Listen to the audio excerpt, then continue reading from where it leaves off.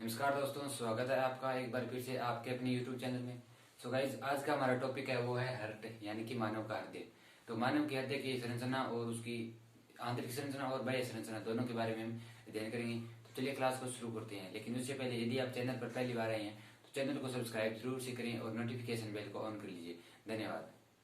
पहले हम बात करते हैं मानव के हृदय की बाह्य संरचना यानी कि एक्सटर्नल स्ट्रक्चर के बारे में।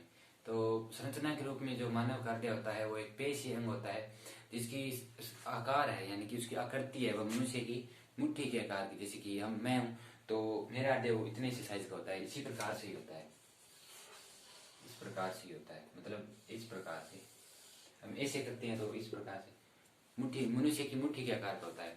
और इसकी उत्पत्ति है वह भ्रूण विकास के दौरान मेसोडर्म स्तर से यानी कि मध्य जनन स्तर से होती है। मध्य जनन स्तर से उत्पत्ति होती है और मनुष्य की मुट्ठी के आकार का होता है। और इस हृदय के द्वारा ही शरीर के विभिन्न ऊतकों और अंगों तक है वो रक्त का संचरण होता है, यानी कि हृदय वो पंपिंग का कार्य करता है, उसके परिणाम स्वरूप रक्त है वो मिलता है। बात करते हैं इसके स्तरों की, यानी कि जो हृदय होता है वह कितने स्तरों से मिलकर बना होता है, यानी कि उसकी कितनी परतें होती है। तो सबसे पहले हम बात करें कि जो हृदय होता है वो दोहरी झिल्ली युक्त होता है। हृदय होता है वो दोहरी झिल्ली युक्त होता है और इसको है वो पेरिकार्डियम कहा जाता है। हृदय की झिल्ली को पेरिकार्डियम, जहां पर भी कार्डियम नाम आएगा मतलब हृदय, तो पेरिकार्डियम कहा जाता है हृदय की झिल्लियों को। और इनके बीच के में जो तरल भरा रहता है, यानी कि इस झिल्ली में वो तरल भरा रहता है, उसको पेरिकार्डियल तरल, पेरिकार्डियल तरल या पेरिकार्डियल द्रव्य कहा जाता है।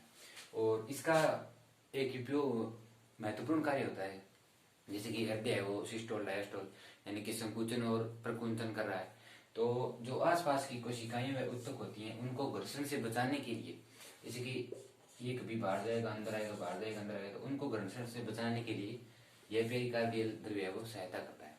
तो अब हम बात करते हैं अंदर की स्तरों की। तो अंदर की जो स्तर होता है वो तीन मुख्य स्तर होते हैं, तीन स्तर होते हैं। जैसे कि ये सबसे बाहर वाला है, इसको एपिकार्डियम, एपिकार्डियम कहा जाएगा। मध्य का स्तर होता है उसको मायोकार्डियम, और सबसे आंतरिक स्तर होता है उसको एंडोकार्डियम कहा जाता है, एंडोकार्डियम। तो तीन स्तर हो गए, सबसे बाह्य स्तर एपिकार्डियम, फिर मायोकार्डियम और एंडोकार्डियम। तो ये जो है वो पेशीय स्तर होते हैं और इनमें लचीले ऊतक और अन्य वगैरह है वो पाए जाते हैं। तो हृदय की संरचना में तीन प्रमुख स्तर हो गए। और नेक्स्ट हम बात करते हैं कि जो हृदय की है वो किस प्रकार से कार्य, हम थोड़ा सा पढ़ लेते हैं। तो क्या होता है कि जो हृदय है वो चार कक्षों से मिलकर बना होता है। ये ऊपर वाले अलिंद होते हैं, निचले वाले नीले होते हैं। तो इधर आएगा रक्त, अशुद्ध रक्त होगा, अशुद्ध रक्त होगा, फिर इसको ये दाया है, दाया पक्ष, दाया अलिंद से दाएं नीले में जाएगा अशुद्ध रक्त, और इससे है वो फुफ्फुस धमनी द्वारा हृदय से जा रही है तो धमनी होगी, परंतु इसमें अशुद्ध रक्त बहेगा।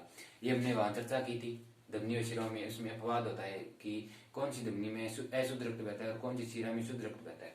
तो इस फुफ्फुस धमनी में वो अशुद्ध रक्त बहता है, यह फुफ्फुस धमनी है वो फुफ्फुस में ले जाती है रक्त को, परिणाम स्वरूप ऑक्सीजनित रक्त होता है, फुफ्फुस शिरा द्वारा बाएं अलिंद में डाला जाता है। शरीर में हृदय में रक्त आ रहा है तो शिरा कहेंगे उसको, और शिरा में वो शुद्ध रक्त बहता है ऑक्सीजनित फेफड़ों द्वारा। तो यह अपवाद हमने पढ़ा था फुफ्फुस धमनी और फुफ्फुस शिरा में। और फिर उसको बाएं अलिंद और बाएं नीले से होते हुए महाधमनी के द्वारा है वो पूरे शरीर में बचा जाता है। तो इस प्रकार से है वो हृदय में तीन प्रमुख स्तर पाए जाते हैं और हृदय वो चार पेशीय कपाटों, एक प्रकार से पेशीय कक्ष होते हैं। तो चतुष्कक्षीय संरचना है वो पाई जाती है हृदय में। नेक्स्ट हम बात करते हैं हृदय की आंतरिक संरचना के बारे में। तो आंतरिक संरचना में जो हृदय होता है वो चार पेशीय कक्षों से मिलकर बना होता है। ऊपर के जो दोनों कक्ष होते हैं वो पतली भित्ति वाले होते हैं जिनको अलिंद कहा जाता है, ये अलिंद है। और ये जो नीचे की वो मोटी भित्ति वाली होती है इनको नीले कहा जाता है। तो दो अलिंद और दो नीले है वो चतुष्कक्षीय संरचना है, उसमें पाई जाती है हृदय में। तो क्या होता है कि जो अलिंद व नीलियों के बीच की दरार होती है, मतलब ये दोनों अलिंद है तो ये नीले, तो ये जो दरार होती है अलिंद व नीलियों को जो पृथक करती है कपाटों को, तो इसको कोरोनरी सल्कस या अलिंद नीली दीवार कहते हैं। कोरोनरी सेल्कस या आलिंद नीली दरार। और इन दोनों को जैसे कि ये है दायां पक्ष और ये है बायां पक्ष, तो दाएं आलिंद व दाएं नीले को पक्ष जो विभेदित करती है, यानी कि ये जो आलिंद व नीले होती हैं वो एक दूसरे से कपाटों या पटों द्वारा, यानी कि कपाट पाए जाते हैं या पट पाई जाती है, उनके द्वारा पटक रहती है। तो दाएं आलिंद व दाएं नीले के बीच उपस्थित द्विविलन कपाट होता है। द्विविलन जैसे कि एक ही हो गया, एक ही हो गया, यहाँ पर कपाट पाए जाएंगे द्विविलन। और बाएं आलिंद व नीले के बीच है त्रिविलन कपाट, 1 2 3, तो इधर पाया जाएगा त्रिविलन और इधर पाए जाएंगे द्विविलन। और इसके अलावा जैसे कि ये आंतरिक संरचना है, यहाँ पर ऐसुद रक्त आ रहा है महाशिरा द्वारा व पेट के अन्य ऊतकों से। महाशिरा द्वारा दाएं आलिंद में ऐसुद रक्त आता है, उसके पश्चात उसको दाएं नीले में भेजा जाता है। दाएं नीले से फुफ्फुस धमनी द्वारा हृदय से रक्त जा रहा है तो धमनी होगी, तो इस फुफ्फुस धमनी द्वारा, ये फुफ्फुस धमनी है, को है वो रक्त को फुफ्फुस में भेजा जाता है, फुफ्फुस में भेजा जाता है। और फुफ्फुस से भेज दिया मतलब ये फुफ्फुस है, फुफ्फुस में आ गया रक्त, तो फुफ्फुस से ऑक्सीजनित रक्त को फुफ्फुस शिरा द्वारा, फुफ्फुस शिरा द्वारा है वो बाएं आलिंद में छोड़ा जाता है। ये फुफ्फुस शिराएं हैं, ये इधर से आ रही है, यहाँ खुल रही है। तो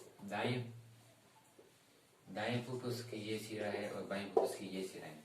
तो फुफ्फुस शिराओं द्वारा शुद्ध रक्त जो ऑक्सीजनित होता है फुफ्फुस में, उसको बाएं आलिंद में छोड़ा जाता है और बाएं आलिंद से होता हुआ वह रक्त त्रिविलन कपाटों के माध्यम से नीले में जाता है और नीले से महाधमनी के द्वारा, ये महाधमनी है, महाधमनी के द्वारा शरीर के विभिन्न भागों में वितरित कर दिया जाता है, जिसके परिणाम स्वरूप हमारी शरीर की सभी क्रियाएं संपन्न होती है, क्योंकि पोषण मिलता है, ऑक्सीजन मिलती है। तो इस प्रकार से इनमें कपाट पाए जाते हैं और इस प्रकार से एक रक्त परिसंचरण तंत्र होता है। मतलब एक बार जब एक श्वसन की क्रिया होती है, एक हृदय चक्र होता है, उस दौरान हृदय से 2 बार रक्त गुजरता है। पहले इधर आएगा, फिर वापस चला गया, फिर वापस आएगा, फिर वापस चला जाएगा। तो 2 बार रक्त के गुजरने के कारण ही जो मनुष्य का रक्त परिसंचरण तंत्र होता है उसको दोहरा रक्त परिसंचरण तंत्र कहा जाता है।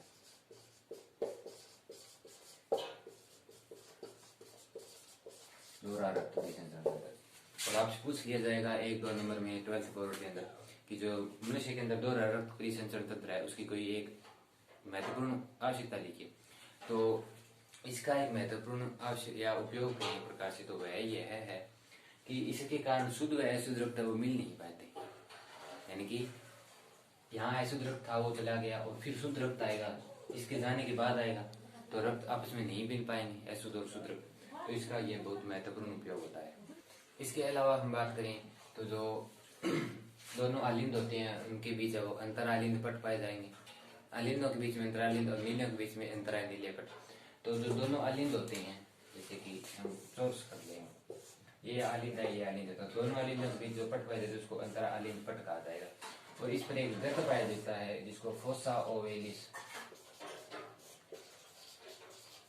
गर्त कहा जाता है।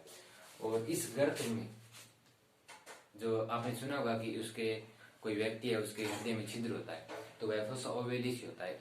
शिशु अवस्था में इसको